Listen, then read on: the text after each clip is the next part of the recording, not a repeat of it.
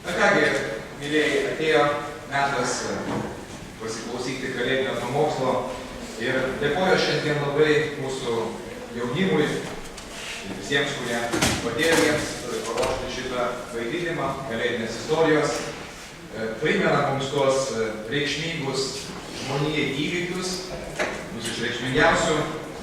Ir jūs galite matyti tam vaidinime, kaip skirtingi žmonės tuo metu gyvenę pasitiko Kristaus gimimą. Čia kaip atpažinote, buvo ir piemenėliai, buvo ir Juozapo su Marija, buvo ir užeigų savininkai, buvo skirtingi žmonės. Ir tuo metu taipogi gyveno skirtingi žmonės toj visuomeniai, Judėjos miestelėje, kur kaip tik užgimė mūsų atlikėjas. Ir tie žmonės, kaip jūs pastebėjote, labai skirtingai reagavo į Kristaus gimimą. Ir pačio pamokslo metu aš ir norėčiau kalbėti apie Kristaus gimimą, apie šitą didingą įvykį, kada Dievo sūnus nužengė iš dangaus ir tapo žmogaus sūnumi, kada žodis tapo kūnu ir gyveno tarp mūsų. Tas didingas įvykis, kada Dievas buvo reikštas žmogaus kūne. Didingiausias įvykis žmonijos istorijoje ir kaip žmonės reagavo į šį įvykį. Ir aš jums pasakysiu iš anksto, kad ir šiandien mūsų laikais žmonės labai skirtingai ir panašiai reaguoja kaip ir tuomet. Ir šio pamokslo metu aš norėčiau kalbėti apie 4 kategorijas žmonių. Aš juos taip suskirčiau pagal tai, kaip jie pasitiko Kristaus gimimą. Ir pirmąją grupę žmonių pavadinčiau tai žmonės, kurie mylėjo viešpatį Jėzų Kristų, kurie tikėjo jo, kurie laukė jo atėjimo, kurie jam tarnavo, aukojo savo gyvenimus, savo širdis, kurie visa širdimi jį mylėjo. Tada, aišku, tokie žmonės ir buvo čia mūsų vaidinime matomi, tai pirmiausia, aišku, Marija su Juozapu, jokios abejonės, kurie tikėjo Dievo pažadu, tikėjo tai, kad kas jam buvo pranešta angelų, kad tai išsipildys. Ne tik tikėjo, bet ir laukė tos akimirkos, kada galiausiai išvys gimusi kūdikėlį Jėzų. Ir tame kūdikėlyje įžvelgė ne tik eilinį vaikelį, bet Dievo pažadėtą į Mesiją. Juozapas su Marija laukė jo atėjimo. Ir kada Jėzus užgimė į šį pasaulį, jie buvo tie pirmieji žmonės, kurie jį pasitiko. Bet pasitiko su kuo? Su meile, su šiluma. Jie buvo tie žmonės, kurie patarnavo gimusiam gelbėtojui ir Mesijui. Kurie visą širdį mylėjo ir globojo. Tokių žmonių būtų ir daugiau, ne tik Juozapas su Marija. Jūs matėte mūsų šaunų guli piemenėlių, kurie išgirdę dangaus žinią, tuoj nuskubėjo į Betlėjų pasižiūrėti, kas ten įvyko. Kur tas gimusysis gelbėtojas? Viešpats Kristus. Ir piemenėliai atėjo irgi su tikinčiomis širdimis, jie patikėjo tą žinią. Patikėjo, kad kūdikis gulintis ėdžiose yra pažadėtas Dievo gelbėtojas. Jie atėjo pas Juozapą ir su Marija, papasakojo visą, ką jiems apreiškė angelai, papasakojo tą šviesų, kurią jie matė iš dangaus, ką jie patyrė. Ir paskui atgal grįžo su džiaugsmingomis širdimis garbindami Dievą. Piemenėliai irgi tie buvo žmonės, kurie mylėjo Dievą, garbino jį. Taip pat sako, Jeruzalėje gyveno dar vienas žmogus, kurio vardas buvo Simeonas. Teisus ir dievobaimingas vyras, kuris irgi laukė Izraelio paguodos. Dievas jam buvo pareiškęs, kad jis nemirsias, kol nepamatys išganytojo savo akimis. Taigi daugybė žmonių tais laikais buvo, kurie laukė ir tikėjo ir laukė, Mesijo pasirodymų. Aš manau, šiandien mūsų dienomis taip pat yra gausus būrys tokių žmonių, kurie tiki Kristumi kaip gelbėtoju, kaip savo atpirkėju, kurie visą širdim jį myli, tarnauja jam, aukoja savo rankas, savo kojas, savo sugebėjimus, savo laiką. Aš manau, šiandien čia gausus būrys susirinko būtent tokių žmonių, kurie myli viešpatį, kurie nori atiduoti jam savo širdis, tą meilę kažkaip parodyti, išreikšti, ir dėkingumą, ir meilę, kurie negailėdami savo jėgų pašvenčia savo gyvenimus. Ir istorijos eigoje šiandien ir visais laikais buvo, yra tokių žmonių ir bus,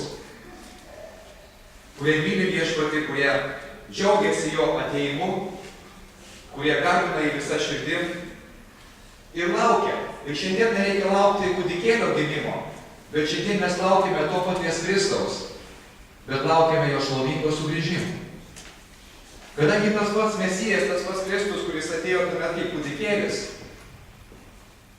šiandien yra Dievo Tėvo dešinėje. Ir laukia tos dienos, kada jisai sugrįš į žemę kaip karalius ir teisėjas. Sugrįš visoje šlovėje. Jūs matot, pirmas jo atėjimas buvo kaip nusižeminusio kūdikio. Jis atėjo kaip auka už nuodėmę. Bet antras Kristaus sugrįžimas bus jo šlovėje, karališkoje šlovėje ir didybėje. Ir jį išvys kiekviena akis. Ir tie, kurie tikėjo, ir kurie netikėjo. Taigi mylintis žmonės, mylintis Jėzų žmonės laukia ir šiandien laukia Kristaus sugrįžimo, kuris gali nutikti bet kurią akimirką, net ir šiandien mums susirinkus bažnyčioje, minint jo gimtadienį. Taigi ta kategorija žmonių yra mylintis Jėzų, laukiantis jo, tarnaujantis jam, pašvenčiantis jam savo gyvenimą ir savo širdis. Tai yra ta grupė žmonių, kurios galime pavadinti, tikrai Dievo draugais, kurie yra Kristaus pasekėjai ir šiandien garsina jo vardą ir nori kitiems žmonėms apie jį paskelbti. Kad ir vakar, kuris buvo čia tas renginys, kada mes kvietėm stokojančius žmonės, kuriem aišku reikia pagalbos, stokoja kasdienės duonos. Ir to renginio metu, aišku, buvo mūsų tokie du svarbiausi tikslai. Vienas iš jų be abejo atsiliepti žmonių poreikius, padėti jiems, kiek mes galime, kiek mūsų jėgos leidžia. Parodyti jiems Dievo meilę, kad yra žmonių, kurie nebejingi tam, kas vyksta jų gyvenime. Kad ne visas pasaulis toks yra šaltas ir niūrus. Kad vis dėlto yra žmonių, kurie myli Dievą ir myli savo artimą. Bet kitas svarbiausias mūsų tikslas buvo nukreipti juos link Kristaus. Mūsų galimybės ribotos, mes negalime jam padėti kažin kiek, bet mes galime juos nukreipti tuos tam, kuris yra visagalis, kuris gali patenkinti ne tik jų kasdienius poreikius, bet taip pat kur kas gilesnius žmogaus dvasinius poreikius. Suteikti nuodėmių atleidimą, amžiną gyvenimą ir amžiną viltį. Dievas daug yra nuostabių dovanų paruošęs tiems, kurie myli jį, kurie myli žmonėms, kurie myli jį, kurie tiki jo ir laukia jo atėjimo. Taigi mes šiandien priklausome tai kategorijai žmonių, ar galėtume pasakyti apie save, kad taip aš esu tas žmogus, kuris visa širdimi tikiu Kristumi, kaip savo gelbėtoju, kaip savo viešpačiu, kad aš visa širdimi džiaugiuosi jo pasirodymu šiame pasaulyje, bet taip pat ir mano gyvenime asmeniškai. Ar aš visa širdimi myliu savo viešpatį? Esu pasiruošęs aukoti jam savo gyvenimą, savo darbus? Ar aš karštai kasdien laukiu sugrįžimo? Aš tikiu, šiandien tokių žmonių yra. Ir aš tokių žmonių tikiu, šiandien yra gausu šitoje salėje. Tai viena kategorija žmonių.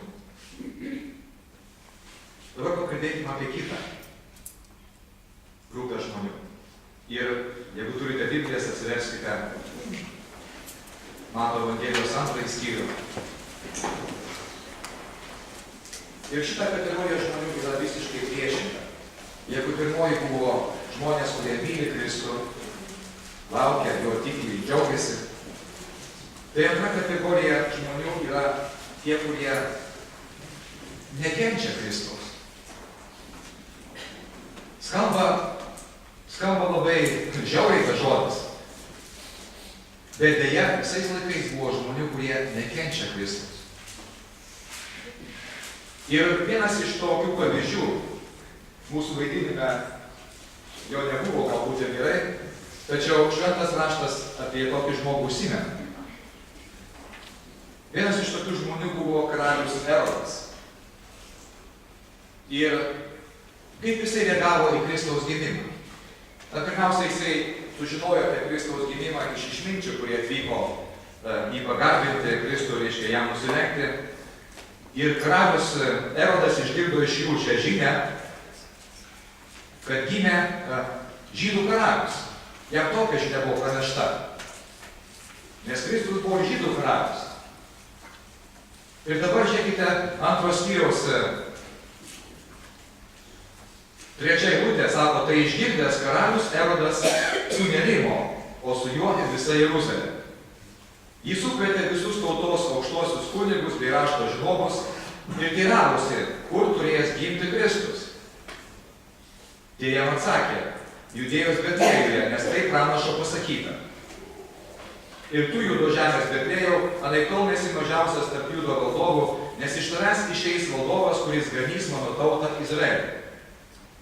Tada Erodas, slapta pasikvietęs išminčius, sužinojo iš jų apie žvaigždės pasirodymo metą.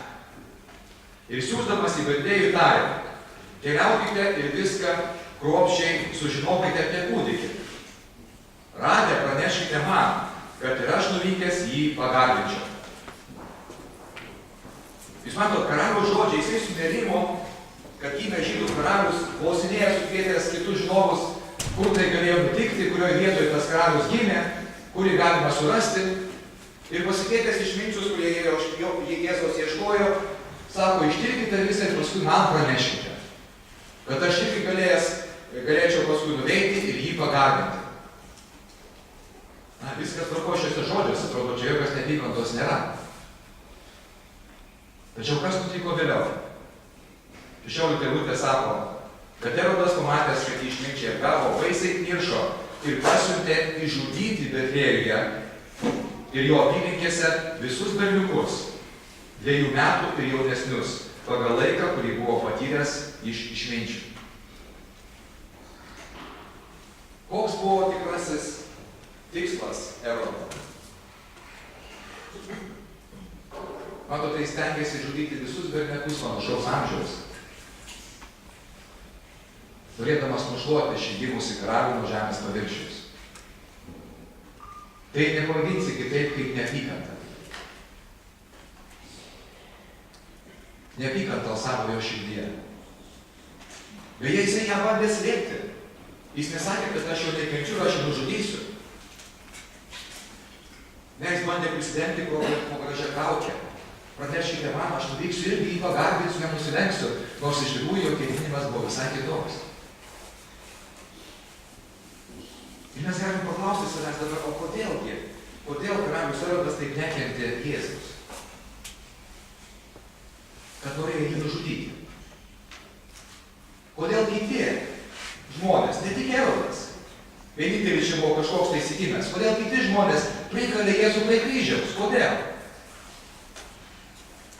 Ar tai buvo jų meilės veiksmas, kurie šaukė mirtis jam?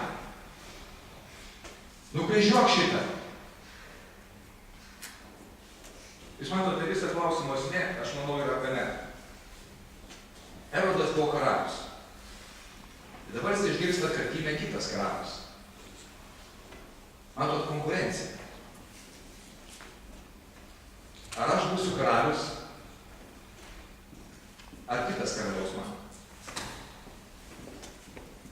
Ir aš galvoju, šitas klausimas šiandien išlieka lygiai taip pat aktualus visiems. Nebūtinai jūs užimate karališką postą ar kažkokį prezidentą. Bet šitas klausimas išlieka aktualus šiandien. Ar aš karaliausiu savo gyvenime, būsiu pats savo viešpats, ar aš leisiu Kristui valdyti ir karaliauti mano širdyje. Ir mato tie žmonės, kurie linkia nusižeminti, pripažinti Kristų savo viešpačiu ir karaliumi, savo Dievu, savo kūrėju. Tie su džiaugsmu nusižemina, su tikėjimu jį priėma. Bet tų, kurių širdis kupinos išdidumo, kurie patys savo valdovai, kurie galvoja, kad aplink juos sukasi pasaulis, jų širdis tuomet užsidega pavydu, neapykanta, kuri paskui gali prasiveržti pačiais brutaliausiais būdais. Kodėl Erodas taip nekentė Jėzaus? Jis nenorėjo, kad kitas karalius užimtų jo vietą. Kad kitas karalius valdytų jį. Manau, lygiai tą patį galima pasakyti apie kitus žmonės. Ne tik Erodas buvo toks siaubuolis. Istorijos eigoje tikrus krikščionis persekiojo, žudė, siuntė į kalėjimus, degino buožų. Ar tai galim pavadinti meilės veiksmu? Jėzus iš anksto paaiškino savo mokiniams. Sako, jie visą tai darys dėl manęs. Kaip manęs nekentė, nekęs ir jūsų. Deja, šiandien ir mes, kaip Kristaus pasekėjai, tie, kurie mylime viešpatį ir garbinam jį, kartais irgi sutinkame keistas žmonių reakcijas. Nepaaiškinama neapykanta, kuri kyla, aš manau, dėl tos pačios priežasties. Taigi visais laikais buvo žmonių, tiek tuomet, kaip Jėzus gimė, tiek istorijos eigoje, tiek šiandien, kurie mylėjo viešpatį, garbino jį, laukė jo atėjimo. Bet iš kitos pusės buvo žmonių, kurie nekentė Kristaus, kurie persekiojo jį ir jo pasekėjus. Ir šiandien tokių žmonių sutinkame. Kodėl jie taip elgiasi? Aš manau, viena iš giliausių priežasčių. Jie nenori pripažinti Kristaus kaip savo karaliaus ir viešpatės.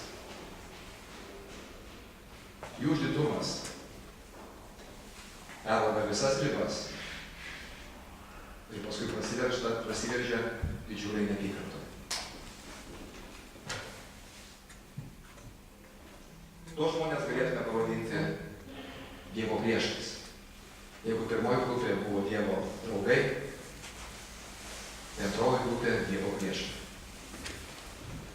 Bet žinote, niekada nelinkėčiau būti šitoje grupėje žmonių.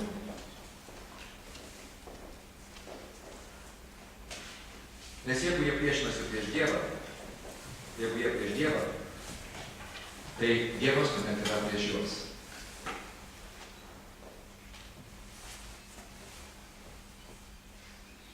Antra kategorija žmonių, ko gero liūdniausia,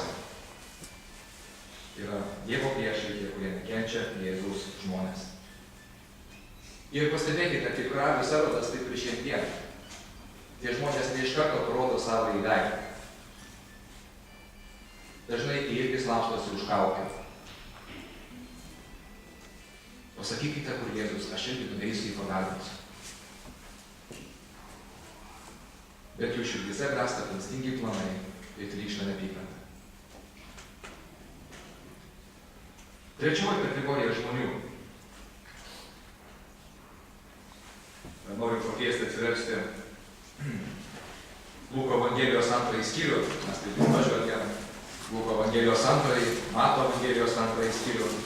Jau kad šitose skyriuose aprašyta Kristaus gimimo istorija. Daugiausiai informacijos iš čia sužinome žinių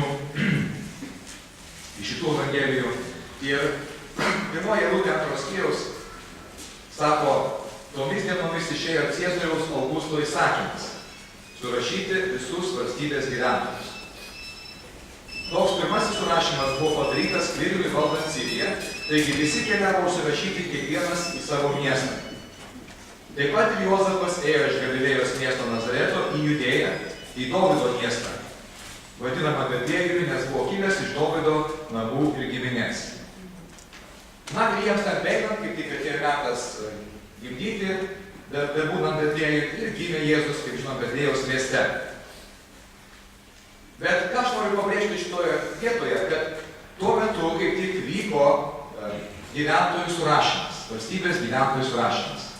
Imperatoriaus, reiškia Augusto, Cezariaus Augusto įsakymas buvo išleistas ir žmonės keliavo užsirašyti. Aišku, tai buvo didžiulis nepatogumas. Daugelis žmonių tais laikais neturėjo transporto, kaip mes šiandien tokio greito, tais laikais ten asiliukai, arkliukai ir pėsčiomis dažniausiai. Ir buvo sunku, kaip ir matėme mūsų spektaklyje vaidinime. Marija sakė, oi kaip pavargau. Tikrai galima įsijausti, kad moteris, kuriai toj pat reikia gimdyti, turi keliauti kažkur toli, nuo Galilėjos iki Betliejaus miestelio, nemažas atstumas. Ir sąlygos gyvenimo sunkios, daugelis žmonių panašiai. Bet ar rūpi valdžios atstovams, tokiam kaip Cėzariui Augustui, kaip ten jaučiasi Marija su Juozapu? Matote, čia dar viena kategorija žmonių, kurie, aš pavadinčiau, abejingi Jėzaus gimimui. Ir bendrai abejingi pačiam Jėzui, jo asmeniui. Jiems nerūpi, jie užsiėmė savo reikalais. Kaip ir čia, dėl ko tas vyko surašymas, kaip jūs manote? Dėl ko tos žmonės taip norėjo surašyti? Taip reikėjo surašyti, suskaičiuoti juos. Na, Cėzaris galvoja, kiek gali mokesčių susirinkti. Žinos, kiek žmonių, žino, kokie mokesčiai gali planuoti biudžetą. Jūs matote, visais laikais buvo tokių žmonių, šiandien mūsų politikai daro kažką panašaus. O švenčiam Kalėdas. Kiek žmonių iš tikrųjų prisimena Kristaus asmenį jo gimimą? Daugelis yra tokių kaip tik abejingų žmonių, kurie užsiėmė savo reikalais. Politikai planuoja savo finansinius metus, kaip baigti šitos, kaip suplanuoti naujus, kaip mokesčių daugiau surinkti. Nieko čia naujo pasaulio nevyksta. Nelabai rūpi jiems Jėzus, jo reiškia valia, jo asmenybė. Dar prie tokių žmonių galėtume priskirti kitą grupę. Mato Evangelijos antrajame skyriuje, kur aš skaičiau reiškia istoriją, kai išminčiai atvyko ieškoti gimusio karaliaus. Tai karalius Erodas sunerimęs sukvietė visus aukštuosius kunigus. Matote, aukštuosius kunigus ir rašto žinovus. Ir klausinėjo, kur turėjo gimti Mesijas. Ir rašto žinovai tai buvo tie žmonės, tai, kurie puikiai išmanė Senąjį testamentą, kur mes turime šiandien. Dar naujas tuomet nebuvo užrašytas, bet senas buvo. Ir Senasis testamentas kalba apie Kristaus ateimą. Dievo žodis, Dievas iš anksto buvo paskelbęs apie savo sūnaus ateimą, apie gelbėtojo ateimą. Tiem, kas tikėjo ir laukė, tai nebuvo visiška naujiena. Ir iš anksto tai žinojo, Dievas apie tai skelbė. Net buvo paskelbta vietovė, Betliejaus miestelis, kur gims Mesijas. Paskelbta prieš maždaug 700 metų dar iki tam įsipildant. Mato, Dievas norėjo, kodėl Dievas paskelbė? Dievas norėjo, kad žmonės atpažintų tą metą, atpažintų atėjusį Mesiją. Vėl aprašė požymius, koks tas Mesijas bus, kur jisai gims ir panašiai. Na, čia įsivaizduokime, pateiksiu tokį pavyzdį, kad geriau suprastume dvasinės tiesas. Tai dabar, jeigu jums paskambino nepažįstamas žmogus ir nori su jumis susitikti, na, kažkokius reikalus aptarti. Bet jūs nepažįstate. Kaip jūs galėsite su juo susitikti? O tas žmogus greičiausiai papasakos, ne? Kad mes susitiksime prieš laidį Maksimos, kad aš būsiu apsirengęs, pavyzdžiui, balto kostiumą, sakykime, turėsiu raudoną skėtį, juodą krepšį, su užrašu Nike ar kažką panašaus. Žodžius, pateiksite tam tikrus požymius, pagal kuriuos jūs galite atskirti. susitiksime tokią ir tokią valandą. Lygiai taip pat ir Dievas, kai siųsdamas savo sūnų, savo gelbėtoją, mūsų gelbėtoją, savo sūnų mūsų gelbėtoją, irgi aprašė tos požymius Senajame testamente. Ir rašto žinovai ir visi kiti žmonės, kurie domėjosi, kurie tikėjo to, jie galėjo tai skaityti. Ir rašto žinovai tai puikiai išmanė, pasižiūrėkite, ką rašto žinovai sako. Jie atsakė, Judėjas Betlėjui, nes tai pranašo pasakyta. Ir cituoja pranašo, reiškia žodžius.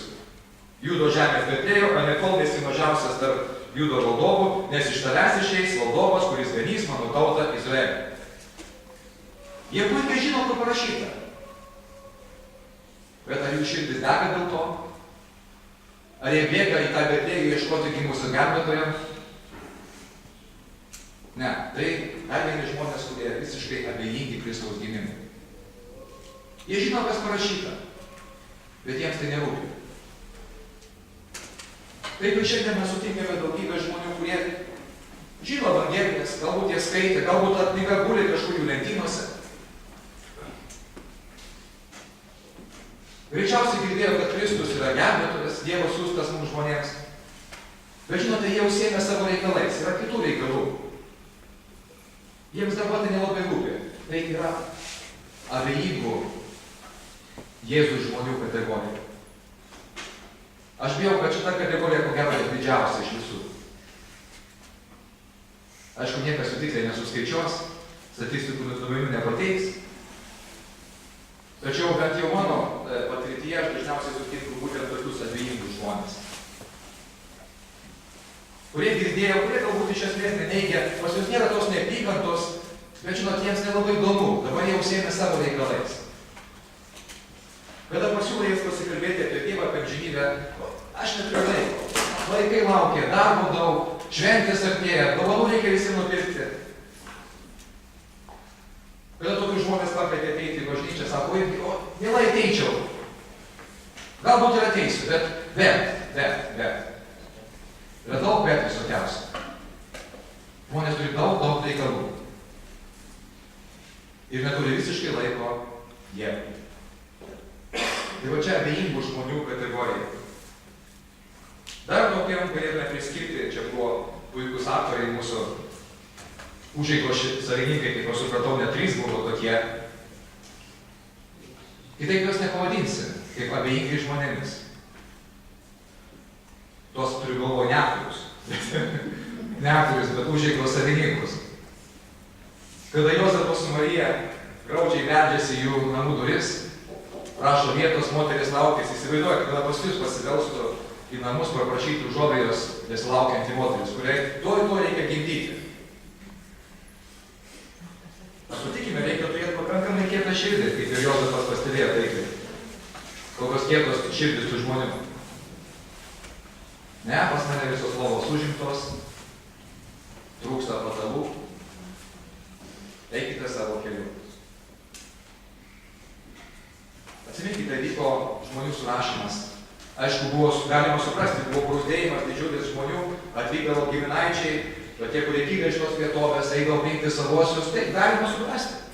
Žmogiškai galima suprasti. Čia atvyksta giminaičiai, reikia juos priimti, reikia juos pavaldydinti, reikia jiems pasirodyti, kaip aš šiek tiek pasilgiau gyvenime. O dabar čia kažkoks neplanuotas svečias ateina.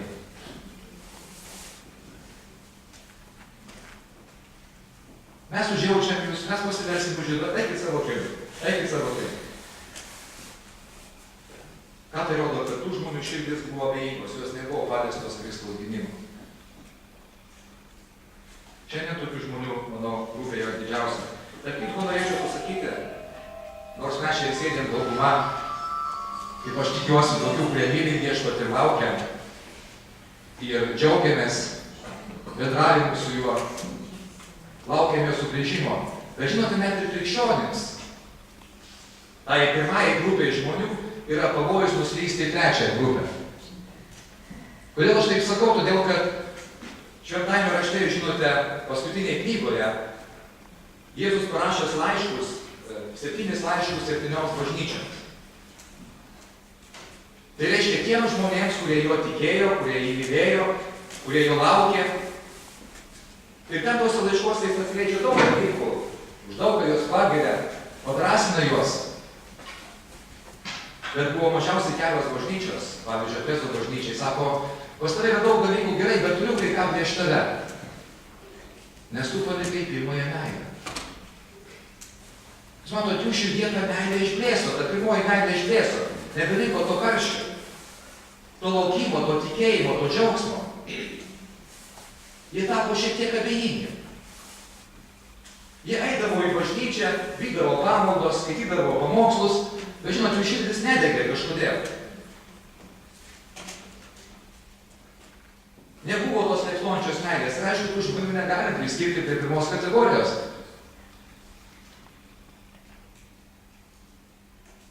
Galų gale paskutinė Laodikėjos bažnyčia, situacija dar blogesnė. Sako, Jėzus, o kad tu būtum karštas arba šaltas. Ir čia beveik visi tikinčių žmonės. Į bažnyčios narius. Bet sako, tu esi drungnas. Tai reiškia šiltas, tu drungnas, nei karštas, nei šaltas. Toks nei tikintis, nei netikintis, nei mylintis, nei nemylintis. Kažkoks vidurys. Ir ar Jėzaus širdį džiugina tokia krikščionybė?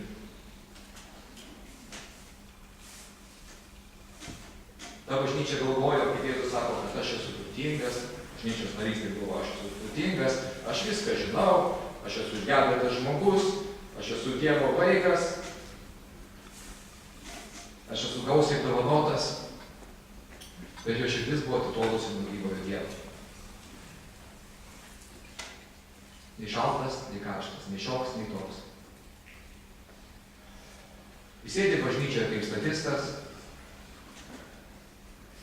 žiopčia kartu su visais pagal giesmes, bet jo širdis nėra jo dėl Dievo. Ir žinot, tai sakau, kiek nesišaipydamas iš kažko tai, nes tai gali nutikti kiekvienam krikščioniui. Jeigu mes kažkur paliksime tą pirmąją meilę, mūsų širdis gali atšalti ir mes irgi tapsime abejingi. Abejingi Dievui, jo valiai, jo darbams. Priklausysim trečiai kategorijai žmonių. Tikrai netikiu ir nemanau, kad krikščionis gali pereiti į antrą kategoriją žmonių. Kad jis gali imti nekęsti Kristaus ir Dievo žmonių. Nemanau, kad tai atsitiks. Bet krikščionis gali tapti abejingu. Dėl mes tai matom ir šventajame rašte, ir savo gyvenimo praktikoje. Galbūt net ir mūsų gyvenime buvo laikotarpis, kad buvo dvasiškai atšalę. Užmiršę tą pirmąją meilę. Aišku, visuomet yra galimybė sugrįžti. Ir būtent tos žodžius, kuriuos aš mėgstu cituoti, Jėzaus žodžius, štai stoviu prie durų ir beldžiu, jei kas išgirs mano balsą, atvers durys, aš užeisiu pas jį. Pakraniausius jo. Kaip tik tos žodžius Jėzus skiria tai abejingai bažnyčiai, tai trumnai bažnyčiai, nariams. Sako, tai lauk, sugrįš, kad tavo širdis vėl liepsnotų mano garbę ir šlovę. Taigi trečia kategorija žmonių - abejingi Dievui. Jų gyvenime atsiranda kažkas svarbiau ir Dievas nublanksta atsidūrė antrajame plane. Na ir paskutinė kategorija, ketvirtoji kategorija žmonių. Aš juos įvardinau kaip ieškantis Jėzaus žmonės. Ir aiškiausiai pavyzdžiai, čia rašytos istorijos, taip pat visų vaidintos šiandien puikiai, tai piemenėliai nebuvo puikus pavyzdys tokių žmonių. Jie buvo užsiėmę savo kasdieniais reikalais, ganė savo bandas, buvo nelengvas jų gyvenimas. Ir staiga šviesa iš dangaus. Staiga jie išgirsta vidingą Dievo žinią, kad gimė gelbėtojas. Aišku, jiems tai neįprasta, jiems tai naujas reiškinys. Jie anksčiau niekada su kažko panašaus nesusidūrė. Jie iš pradžių netgi sutrinka, įsiganda, tačiau Dievo paskutiniai perduodami žinią, kad štai kūdikėlis, štai gimęs gelbėtojas. Jis yra viešpats Mesijas, atpirkėjas. Štai jis guli ėdžiose. Gimė Betlėjuje. Ir matote, abejingas žmogus galvotų, nu kas čia mažo, čia kas pasakė, ką aš turiu savo reikalų, mums reikia ganyti bandas. Toliau, mes turim darbą. Daug darbą. Ir niekas nebijom, kad piemenėlių darbas buvo sunkus. Bet ne, piemenėlių širdis buvo kitokios, ne? Jie išgirdę šią žinią sakė, eikime ir pažiūrėkime. Eikime ir pažiūrėkime, ką ten viešpats paskelbė, kas ten įvyko. Ir jie išėjo ieškoti. Ieškoti to, ką Dievas jam pranešė per savo pasiuntinius.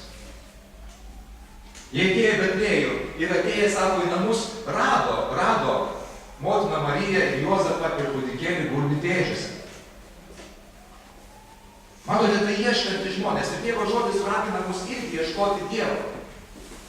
Sako, jeigu ieškosite, rasite. Ir kiekvienas, kas ieško, tas randa. Senajame testamente pasakyta labai panašiai. Kai manęs visą širdim ieškosite, sako Dievas, rasite. Matote, kartais mes net nežinom, kur to Dievo ieškoti. Bet Dievas pas nukreipia mūsų žingsnius, kad mes jį surastume. Kaip ir piemenėlių atžvilgiu. Ir kitas ryškus pavyzdys, dar vienas ryškus pavyzdys iš kalėdinės istorijos, iš tų įvykių, kurie lydėjo Kristaus gimimą, tai be abejo išminčiai. Arba čia karaliai buvo trys, kurie atvyko nusilenkti. Jie taip ir pasakė, atvykę į Jeruzalę, pirmiausiai atvyko į Jeruzalę, sako, kur yra gimęs žydų karalius? Jie buvo tie žmonės, kurie ieškojo gimusio gelbėtojo, ieškojo gimusio karalius. Jie sako, buvo rytų, išminčiai iš rytų atkeliavę iš kitos tolimos šalies. Ir kodėl jie atkeliavo? Jie patys atskleidė, sako, mes pamatėm jo žvaigždę užtekėjusią.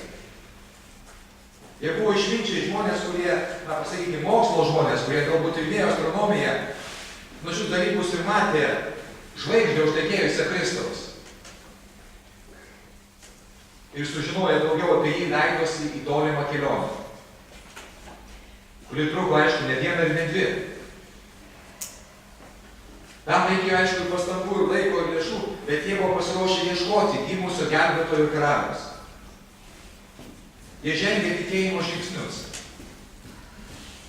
Ir išvyko Dievo apreiškimo paskatinti. Ir atvykę Jeruzalėje klausinėti žmonių, kur yra gimęs karalius. Jie, matome, tikrai iš visos širdies ieško gyvojo ir tikrojo Dievo. Štai pasižiūrėkite, kas įdomu. Koks yra jų ieškojimo motyvas?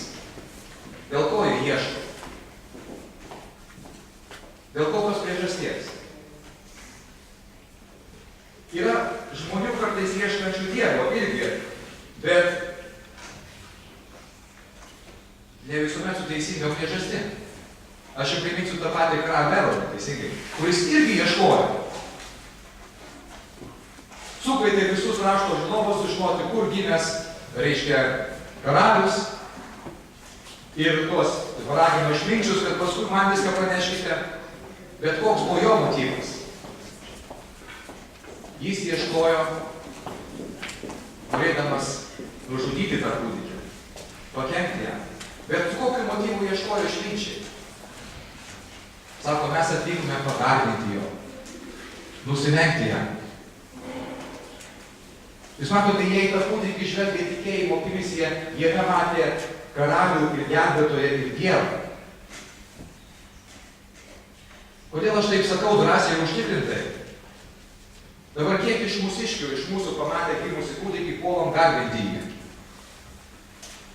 Taip mes galbūt puolam pažaisti su juo, koks mažuliukas, koks gražus, koks mielas. Bet kad mes pasakytume, kad mes papulsim prieš jį pagarbinti. Bet jie žvelgia iš tą kūdikį tikėjimo akimis, jie atėjo pagarbinti jo, atėjo jam nusilenkti. Matot, šitie žmonės ieškojo Dievo ne dėl savanaudiškų priežasčių, bet ieškojo norėdami jį pagarbinti. Paskui Jėzų jo laikais, kai sekiau aminių žmonių, kada jis buvo jau suaugęs, tarnavo Dievui žmonijai. Ir daugelis pats Jėzus įvardino, sako, daugelis iš jūsų ieškote manęs, vėl kad norite prikimti savo pilvus duonos, pasisotinti norite. Žodžiu, ieškojo, žmonės kartais ieško Dievo todėl, kad nori gauti kažką tai iš jo. Dažniausiai ima ieškoti tuomet, kada labai sunku, kada kažko trūksta, tuomet Dieve, kur tu esi, prisimenu Dievą, man reikia Dieve duonos, man reikia drabužių, man reikia būsto. Paskui, kai turime visą tai, tuomet Dievo nelabai reikia. Gali vėl palikti kažkur netimas. Vėl užeina sunkumai, sveikatas užšlubuoja, kažkas panašaus, ar nelaimė pasibeldžia į namų duris. Dieve, man reikia tavęs, ateik ir duok man tą, duok man tą, duok man tą. Bet šitie žmonės ieškojo su kitokiu motyvu. Jie ieškojo, norėdami pagarbinti jį, nusilenkti ir atvykę kiekvienas davė dovanų. Jie neatėjo kažką tai paimti, gauti iš Jėzaus, jie atėjo duoti Jėzų. Matote, šitie žmonės puikus ieškojimo pavyzdys su teisingu motyvu. Ieškojo tam, kad nusilenkti, kad pripažinti jį kaip savo viešpatį, gelbėtoją ir karalių. Ieškojo tam, kad galėtų atiduoti į jo rankas brangiausią, ką turėjo. Atidarė savo brangenybių dėžutes ir davė jam dovanų. Galbūt šiandien jūs priklausote būtent šiai kategorijai žmonių. Galbūt esate tas, kuris ieškote Dievo. Dar neradote jo, bet ieškote. Galbūt jūs pamatėte Dievo ranką savo gyvenime, kažkokią malonę ypatingą. Kartais žmonės sako, tikrai Dievas per plauką mane išgelbėjo nuo mirties, nuo avarijos kažkokios baisios. Ar tikrai Dievas stebuklingai mane išgydė nuo kažkokios tai ligos? Jūs jau pamatėte Dievo ranką, Dievo kvietimą. Jūs suvokėte, kad yra kažkas, kuris valdo šį pasaulį, kuris yra didingesnis už mus. Bet jūs dar nepažįstate jo asmeniškai. Bet jūs ieškote jų. Jo piemenėliai ir išminčiai buvo tie žmonės, kurie ieškojo Dievo. Bet žinote, kas nuostabaus, tiek žvelgiant į piemenėlių istoriją, tiek išminčių, kad jie sako, rado kūdikėlį, kurio ieškojo. Bet čia yra Dievo pažadas. Jeigu visa širdimi ieškosite, tuomet, sako Dievas, rasite. Ir aišku, mums gali kilti mintis šiandien. Kur aš galėčiau rasti šiandien Kristų? Kaip aš jį galėčiau pažinti asmeniškai? Tuomet jiems buvo paprasta. Buvo kaip kūdikėlis, gulėjo ėdžiose.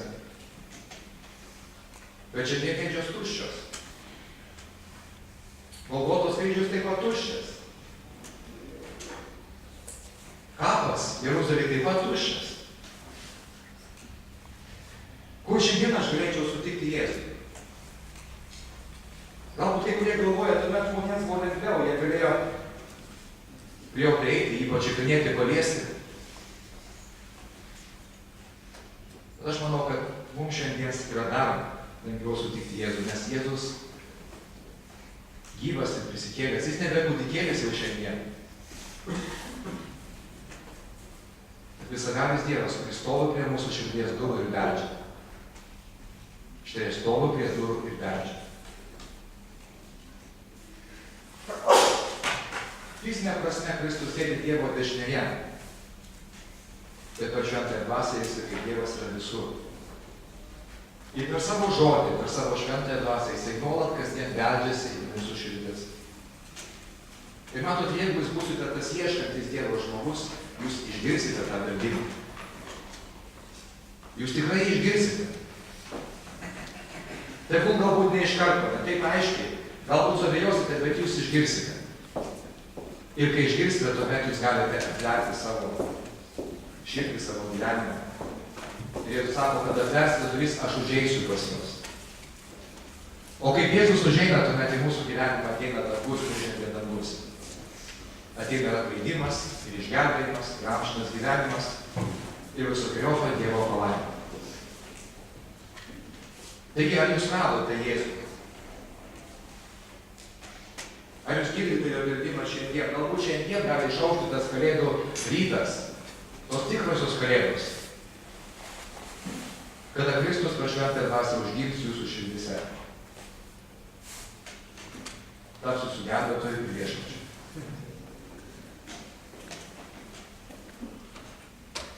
Yra paprasta, tiesiog mes turime maldoje paprašyti Jėzaus.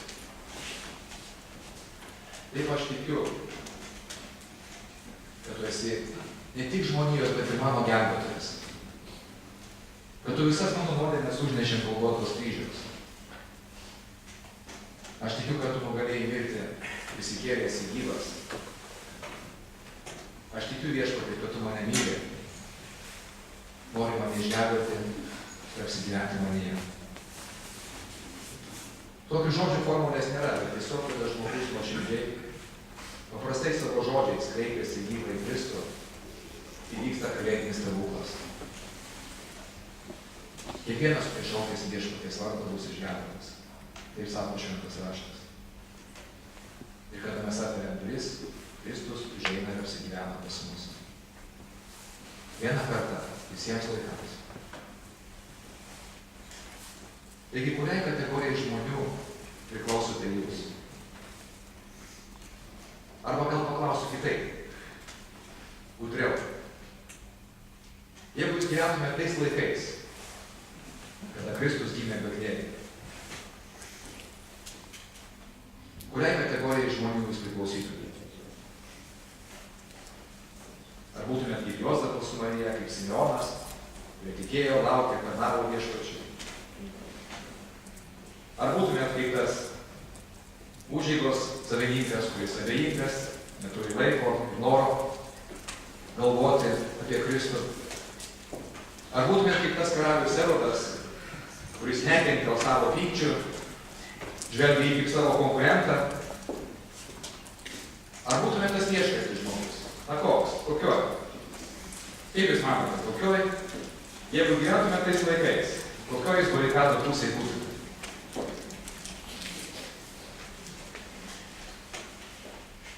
Žinot, atsakymas yra, turbūt sakysite, niekas nežino, ką žinau, kaip man būtų, jeigu būtų.